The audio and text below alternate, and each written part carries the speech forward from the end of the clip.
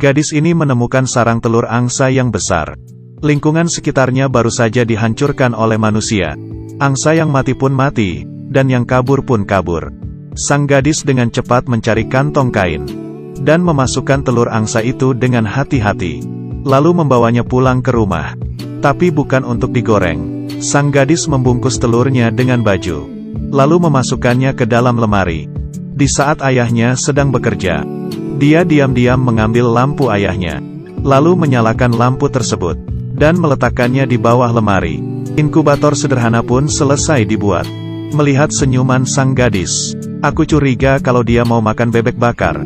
Keesokannya di saat sang gadis sekolah, anak angsa itu akhirnya menetas dari telur. Di malam hari dia diam-diam pergi ke gudang, membuka lemari itu dan melihat makhluk yang sangat lucu.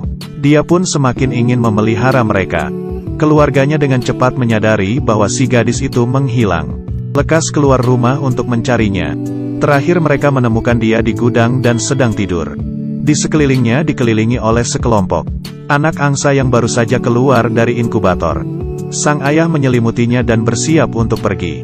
Tetapi sang gadis itu kebangun. Dia melihat ayahnya dengan penuh harapan, ingin memelihara mereka. Ayahnya tidak tega untuk menolaknya. Keesokan pagi, sang gadis memindahkan mereka ke dalam rumah, memberi mereka makan seperti ke anak bebek. Ayahnya turun lantai sebelum anaknya berangkat sekolah, dan dia mengingatkan ayahnya, berikan makan tiap 2 jam sekali. Ayah melihatnya meja yang penuh, hanya bisa mengiyakan anaknya. Seekor anak angsa itu pun mematuk jenggotnya. Tidak bisa apa-apa, sang ayah menemukan administrasi hewan. Setelah memperjelaskan situasinya, orang itu menyatakan bahwa itu agak repot, dan berkata setelah beberapa hari akan datang ke rumah untuk melihat. Sang gadis dan anak-anak angsa itu berinteraksi dengan sangat baik. Anak-anak angsa itu menganggap sang gadis sebagai mama, mengikutinya dari belakang. Kedua kaki berlari beserta bayangan. Ada 1 ekor yang tidak sengaja ketinggalan dari kelompok. Sang gadis membawa mereka bermain di rerumputan. Para anak angsa tetap mengikutinya dari belakang. Itu membuat sang ayah merasa aneh. Malam hari, petugas dari administrasi hewan datang ke rumah. Berkata memelihara angsa liar itu ilegal. Bila ingin memelihara mereka harus memotong sayapnya. Tidak boleh membiarkan mereka terbang. Dia berkata sambil memegang gunting kuku.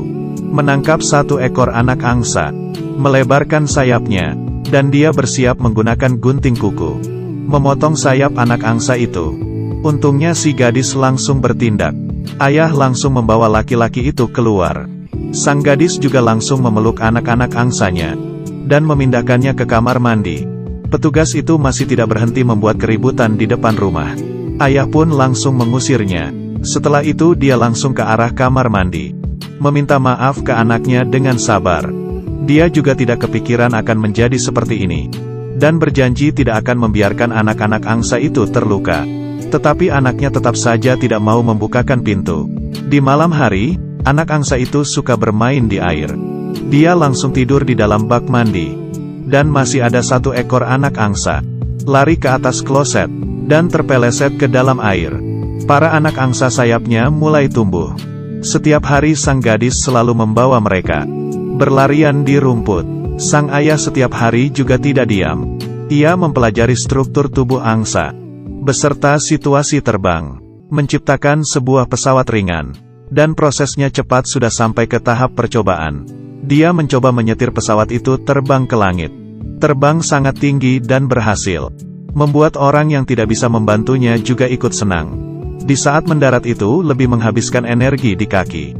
Harus mengontrol saat menginjak tanah. Para angsa setiap hari bertambah besar. Pesawat sang ayah juga sudah banyak diperbaiki menjadi lebih bagus. Tidak hanya bisa duduk di pesawat, tetapi juga ada ditambah roda. Penerbangannya pun berhasil. Di malam hari dia mencari anaknya, mengatakan tentang pemikirannya. Dia ingin menggunakan pesawat untuk memindahkan para angsa. Biarkan mereka mengikuti naluri. Anaknya tetap ingin mereka tetap berada di sisinya. Tetapi seperti ini para angsa hanya bisa dipotong sayapnya. Anaknya pun akhirnya mengiyakan untuk membantunya. Setiap hari ayah berpura-pura menjadi pesawat di sekeliling para angsa agar mereka menjadi lebih familiar. Tetapi tiap kali dia selalu gagal. Tidak bisa apa-apa, jadinya anaknya memakai baju ayahnya. Dan mengarahkan para angsa itu berlari ke depan. Lalu disambungkan ke ayahnya. Kali ini pun berhasil. Para angsa mengikuti dari belakang sang ayah. Akhirnya ayah pun bisa merasakannya. Bahagianya menjadi seorang ibu. Hubungan anak dan ayah ini juga ada kehangatan. Selanjutnya ayah datang lagi dengan membawa sesuatu yang berbentuk pesawat.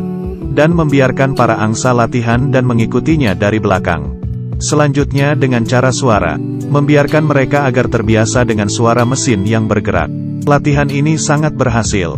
Anak angsa pun akhirnya menjadi angsa dewasa. Di saat ayah menyetir pesawat, terbang ke langit, tidak ada seekor angsa pun yang mengikutinya. Sudah melewati beberapa percobaan. Mereka mengemudi di belakang. Semuanya gagal. Sang gadis curiga mungkin itu salahnya sendiri.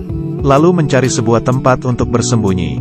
Tetapi setelah tidak berapa lama, semua angsa datang ke sebelahnya. Ternyata para angsa hanya mengikutinya saja. Di saat sang ayah merasakan kegagalannya, sang gadis menyalakan pesawat. Semua angsa pun mengikutinya. Tetapi dia sama sekali tidak bisa mengontrol pesawat itu. Baru sebentar saja langsung jatuh ke bawah. Sang ayah berlari memeriksanya. Untung saja tidak terluka. Meskipun terbangnya gagal, tetapi dia sudah membuktikan ada satu cara yang bisa berhasil. Di malam hari sang ayah memutuskan untuk membuat satu pesawat lagi. Ayah ini sangatlah baik, mengajari anaknya bagaimana cara mengontrol pesawat, demi untuk memindahkan para angsa. Dan dari awal sama sekali tidak ada orang yang bisa berhasil. Para angsa melihat gadis itu terbang ke langit, menggigit tali pintu kandang hingga terbuka, lalu segera mengikutinya dari belakang. Mereka bersama-sama terbang di langit. Terbang melewati sebuah sawah. Hal ini sangatlah berhasil. Mereka menemukan sebuah suaka burung. Tetapi di sini sudah ditempati oleh developer. Bila setelah tanggal 1 November tidak ada seekor burung pun yang muncul, kita akan mulai proses pembangunan. Hal ini membuat mereka mendapatkan sebuah harapan. Perjalanan sejauh 300 km. Mereka sudah merencanakan rute mereka dahulu. Memutuskan untuk berangkat di tanggal 22. Sebelum berangkat masih tetap harus melatih para angsa. Tetapi di saat latihan, ada seekor angsa menabrak pesawat sang gadis dan jatuh ke dalam hutan. Dia membawa pulang terlebih dahulu para angsa yang lain. Di malam hari baru kembali lagi ke hutan untuk mencarinya. Tetapi petugas administrasi hewan memanfaatkan situasi di saat mereka tidak ada. Menangkap semua angsa pergi. Sang gadis sudah menemukan angsa yang terluka. Dan di saat dia sampai di rumah, dia hanya menemukan kandang yang kosong. Dan semua angsa sudah dikurung di depan administrasi hewan. Tetapi rencana tetap harus dijalankan. Mereka mengalihkan perhatian petugas. Dan yang lainnya memanfaatkan kesempatan tersebut untuk melepaskan para angsa. Sang gadis menyetir pesawat itu datang. Para angsa pun langsung terbang mengikutinya. Sekarang sudah tidak ada orang yang bisa menghalanginya. Perjalanan selama pemindahan juga tidak lancar. Mereka mengejar untuk terbang sejauh 120 km sebelum matahari terbenam. Melintasi Danau Ontario, mereka terbang melewati kota. Dengan cepat sudah sore hari. Harus mencari tempat untuk mendarat sebelum malam hari. Saat ini, pangkalan militer di danau telah menemukan mereka dan mengaktifkan kewaspadaan penuh. Mereka pun mendarat dengan megah, lalu segera dikendalikan. Tetapi para angsa menarik rasa perhatian para militer. Bahkan foto bersama mereka. Dengan begini ayah dan anak membawa sekelompok angsa. Berita tentang pembobolan pangkalan dengan cepat dilaporkan oleh tim media. Mereka juga mendapat perhatian dari masyarakat. Di perjalanan terbang mereka, mereka juga bisa menikmati pemandangan indah alam. Dengan cepat mereka bertemu dengan sekelompok angsa liar. Para angsa dengan natural melewatinya. Sang gadis juga menyadari pemburu di tepi sungai. Di saat mereka menembak para angsa, sang gadis menyetir pesawatnya dan beristirahat di sini. Seorang wanita mengetahui tentang cerita mereka dan memberikan mereka bantuan. Keesokannya sang gadis memanggil para angsa. Mereka sudah mau berangkat lagi. Tetapi tidak berapa lama, di depan muncul kabut tebal. Mereka hampir menabrak gedung tinggi. Untungnya mereka berhasil kembali ke jalan yang benar. Dan para pecinta burung disuaka. Dengan developer melancarkan konfrontasi yang sengit. Dan sekarang jarak mereka ke tujuan hanya tinggal 20 km. Tetapi pesawat sang ayah tiba-tiba muncul suara rusak, dan langsung jatuh ke sawah. Sang gadis dengan cepat mendarat dan pergi memeriksa. Untungnya bahu ayahnya hanya terkilir. Tetapi perjalanan selanjutnya, hanya bisa bergantung kepada dia saja. Sang gadis terbang melewati kota kecil. Orang-orang di kota kecil itu melambaikan tangannya ke mereka. Pemandangan di sepanjang jalan tidak bisa mengecewakan orang.